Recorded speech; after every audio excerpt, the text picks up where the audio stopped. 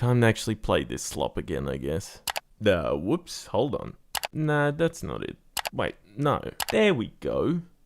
Well, not that it makes any fucking difference. Hey, it's been a while, huh? A few years have passed since I said the exact same thing about EA making the exact same game every year, but now instead of FIFA we have the all-new EA Sports FC, because as scummy and money-hungry as EA are, FIFA was still a step too far for them. Regardless, they are still scummy and money-hungry, and it should come as no surprise that underneath the shiny new name is the same shitty game that has been served up for years, with a top dollar price tag for a squad update and an arguably worse match engine. And yeah, I know that I'm late to the party, but hey, it meant I only had to pay like $10 for it, which still felt like too much money. But with the next installment of this despicable cash cow a little over a month away, what better time than now to remind ourselves just how much of a sad joke this franchise is. As always, this review will focus on the match engine and the single player experiences like career mode, because Ultimate Team is literally designed from the ground up to promote gambling to children and adults with serious addiction issues, so I refuse to go anywhere near that morally bankrupt shit show. So let's first dissect the match engine, which is more or less indistinguishable from the past 3 or 4 iterations, which honestly, I don't know what else I was expecting. Defending is still as frustrating as ever. Defenders have zero positional awareness whatsoever and will strive as hard as possible to ensure that they keep all attackers on side while actively avoiding strikers inside the box.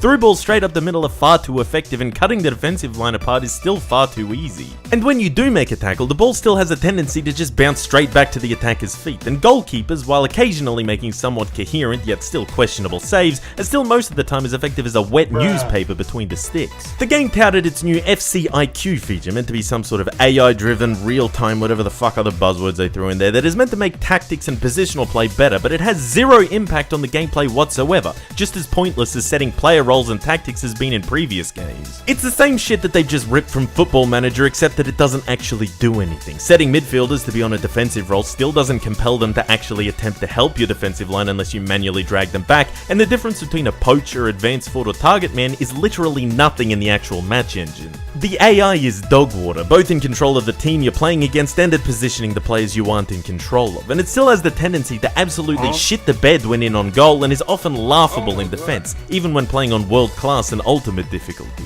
The game still has a bullshit way of nerfing teams that are clearly worse on paper rather than making overall stats actually mean anything. Even if you're dominating, your players just play worse against teams that are rated better, and it's even clearer when you're only controlling one player. If you're up against a team that is better on paper, your players just execute so much worse, and when you're playing against a small club like Tottenham, your players play even better than they normally do. Every year, the game touts the fact that the movement and physics are as real as they've ever been, which is a bold claim to make to anyone that's played a couple of games, because it's still filled with physics and collision issues, arguably more than they were in fucking FIFA 15. A few things are slightly different as always. Heading has been nerfed again to the point that it's pretty much pointless trying to score off corners, although it's certainly not as bad as in some of the earlier games. I've also found referees to be wildly inconsistent, sometimes giving red cards for tackles that are yellow at absolute worst, and sometimes players get away with tackles that frankly deserve jail time. I do have to be honest, one change I liked is that the game now has pre-made slider sets, so you can set the gameplay to be a bit more realistic so that every game doesn't end up being an embarrassing goal fest, which I'm sure is how it is in Ultimate Team,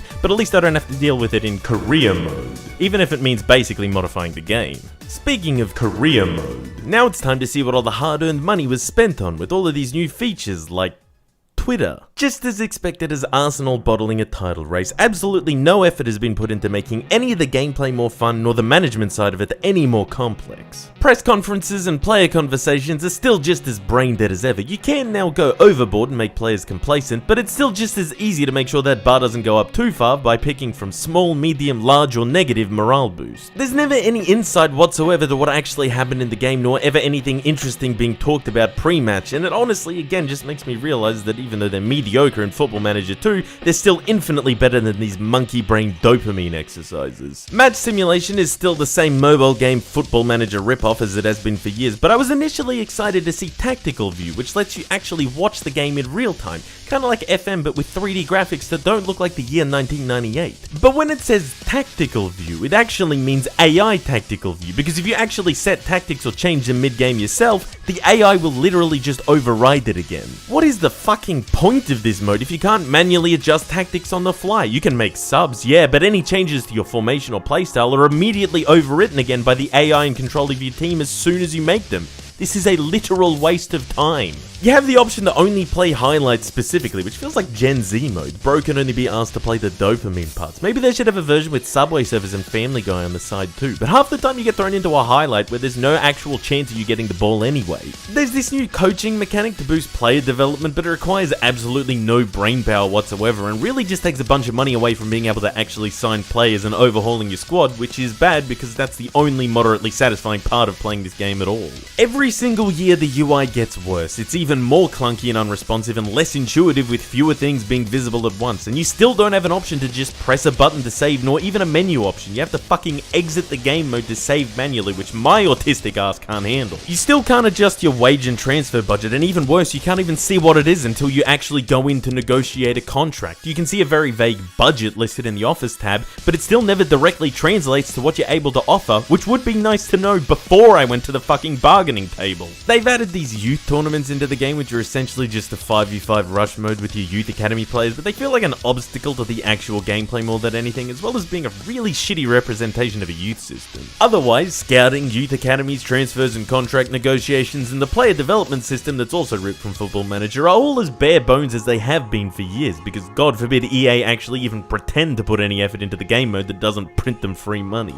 Player careers are not much different either. It has the same bare bones system for personality style, most of which becomes obsolete after one season, and you still can't actually partake in press interviews or do anything other than just being a dickhead on Twitter. You can now more or less just choose which club you want to go to at the end of each season, which is dumb. Like, maybe your agent can try to persuade a club to look at you, but as long as you complete some basic objectives, you can pretty much pick any club you want, as long as they're not too much bigger than the club that you're at. Create a club has not changed. There's still no proper badge editor, and you still don't get the proper kit number graphics either, going to show that this is still the same skeleton of a mechanic as when it was first slapped on top of FIFA 22 to try and justify charging people $100 a year.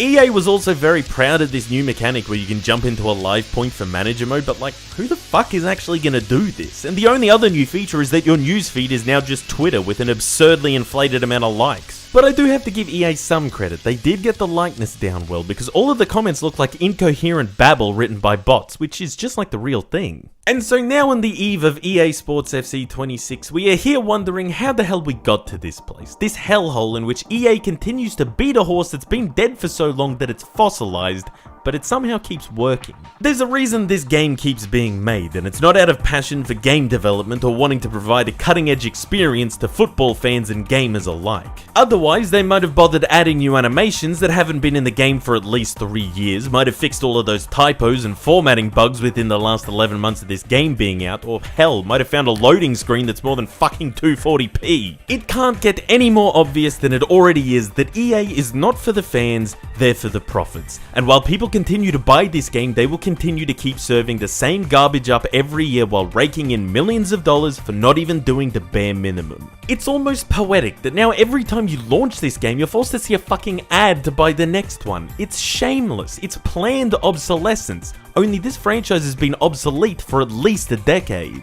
So as always, do not buy this game, do not let your friends buy this game, hell, don't even let your enemies buy this game. Even if you're a fan of football, even if you've been buying it for years, the only way that this franchise becomes even slightly less of a shameless cash grab without a competent competitor showing up is if the shareholders aren't happy. And heed these words in a month or so when the next version drops too, because let's be honest, you don't really need me to tell you that it's going to be just as shit as this one is. But that sure as hell won't stop me from making another video about it. I'll see you then.